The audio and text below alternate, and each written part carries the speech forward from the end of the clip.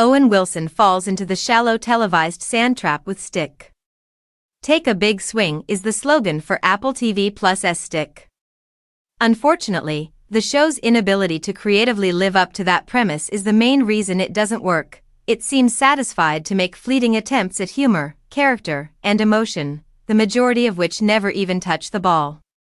Star Owen Wilson portrays the endearing loser with one more opportunity to win in the series opener, which sets the tone for a promising start.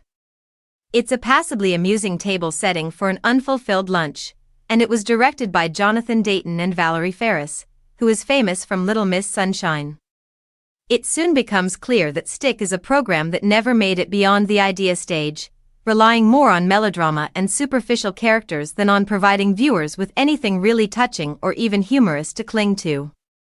Stick only serves to highlight how much better Ted Lasso and Shrinking, two other series about middle-aged men overcoming life's trauma to become better versions of themselves, are at what they do. It is obvious that Stick is meant to appeal to the same audiences as those shows. Wilson portrays Pryce Cahill, a regular man who works at an Indiana sports goods business. He seems to be a kind man coping with barely concealed pain, which we soon discover is caused by the unfathomable death of a kid.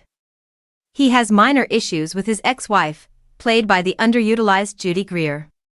He can tell right away that there is something unique about the swoosh sound when he hears a young golfer called Santi, played by Peter Dagger, taking strokes off the tee.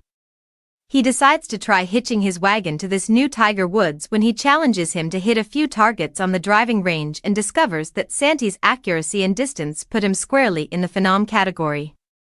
He travels with Santi, Pryce's friend Mitz, Mark Maron, Santi's mother Elena, Mariana Trevino, and eventually Zero, played by the stunning Lily Kay, who acts as Santi's love interest and caddy. Many of Stick's writing issues are indicated with a score of 0. The only significant information we get about Zero comes from their positions in Pryce and Santi's life, while Yellowstone and Your Honor Vet K accomplish a lot with very little.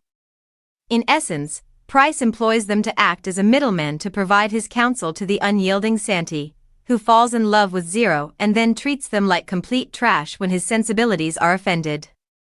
Instead of delving deeply into topics like gender norms, youthful love, and generational divides, all of which this program often toy with but never really addresses, Zero's storyline seems superficial and overly simplified for comic television.